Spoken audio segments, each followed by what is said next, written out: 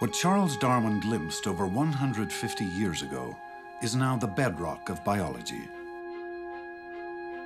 All forms of life on Earth have evolved on a single, branching tree of life.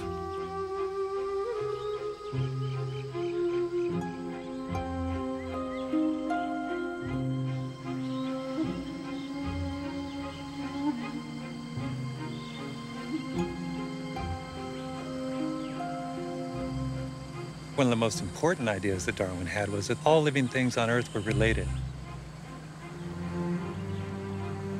How can you realize that you are part of this single tree of life and not be fundamentally moved by that?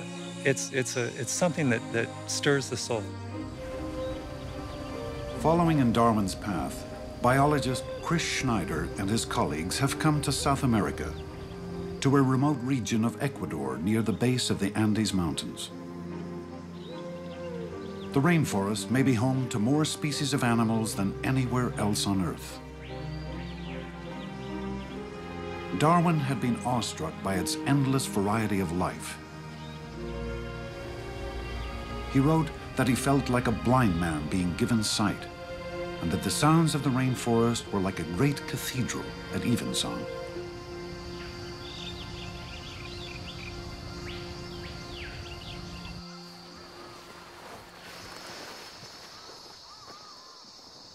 For biologists today, the lowland rainforest and the nearby Andes Mountains are laboratories for exploring Darwin's ideas.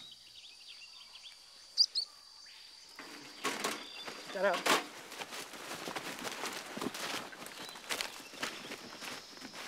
Did he bite you?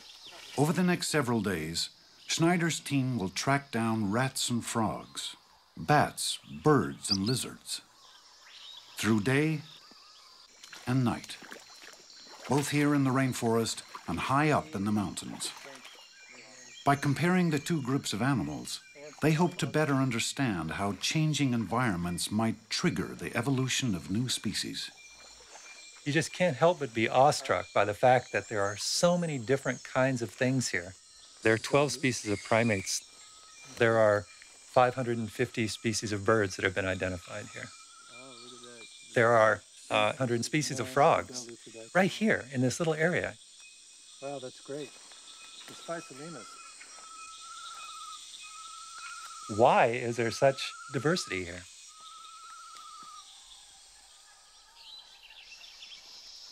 We've got plenty of stuff. Oh, we got some good stuff. We got a mind blower or two. Yeah. Did you? Yeah. I'll show you this one. Ornithologist Tom Smith wants to compare the size of birds' beaks from the rainforest with those he hopes to find in the mountains. Even subtle differences may offer clues about how and why new species arise. Just as it was the beaks of finches from the nearby Galapagos Islands that spurred Darwin's thinking in the 1830s. Darwin saw that the finches he brought back had uniquely shaped beaks, adapted to the different foods on the islands. He envisioned that these different species of finch had all descended, with modifications, from a common ancestral population that had flown over from the mainland. Darwin's bold insight was to apply this vision to all of life, to see that the great variety of life on Earth, leopards and lichens, minnows and whales, flowering plants and flatworms, apes and human beings, all descended from one root, one common ancestor. It was indeed another one of his radical proposals, not only to say that evolution happened, but that there was a root of common ancestry to everything that lived on this planet, including us. You could construe it in other ways that is, I like to say, are more user-friendly. You could have thought, well, God had several independent lineages, and they were all moving in certain preordained directions, which pleased his sense of how a uniform and harmonious world ought to be put together. And Darwin says, no, it's just history all coming with descent with modification from a single common ancestry.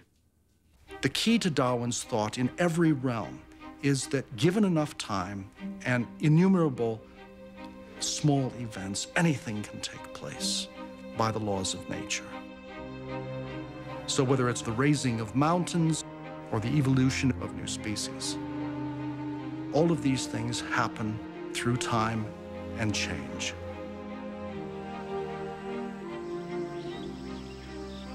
The rainforest holds striking examples.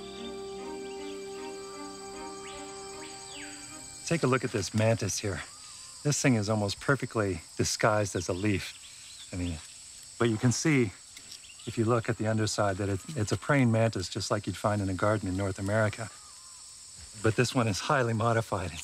Its thorax is flattened out to look like a leaf, and its wings are modified to look like leaves. You can even see the veins. If you imagined a population of mantises and some looked more like leaves than others, those ones that look like leaves may tend to survive and reproduce more than others. And so a series of modifications could build up over time to result in an almost perfectly leaf-like mantis. But if you put it on a background, on which it doesn't belong, it just sticks out like a sore thumb, and it would almost certainly, where are you going there, pal?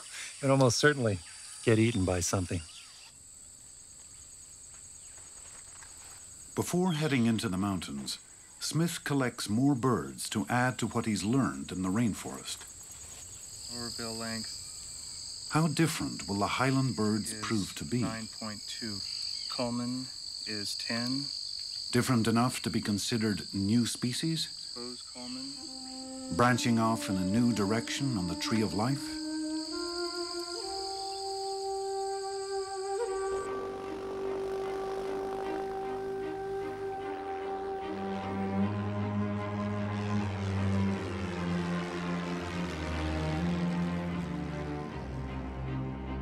When the Andes were uplifted, it created a whole variety of new habitats.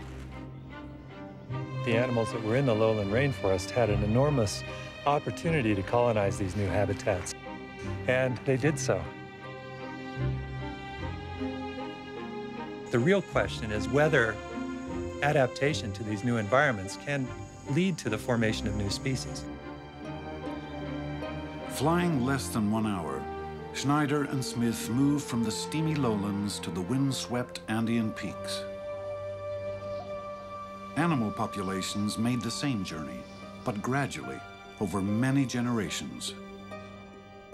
And as the environment changed from rainforest to the high, cool grasslands, animal populations were forced to adapt. These grasslands lie nearly 2 miles above sea level. Seasons never change here, so close to the equator. But it is said that winter visits every night. Temperatures often drop below freezing. Animals not well adapted will not survive.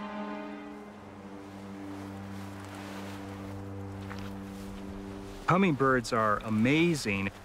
It turns out that they can drop their body temperature 50 degrees and go into a state of hibernation to withstand the frigid nights here. You can imagine a small-billed hummingbird living in cloud forest some 1,000 meters downslope from us. And if those individuals were to expand their range up into this habitat, where perhaps flowers are much longer, you could expect that individuals with slightly longer bills might survive better. And in fact, there are many examples in hummingbirds where we know that small changes in bill length can make important differences in how that bird extracts nectar and how well it survives.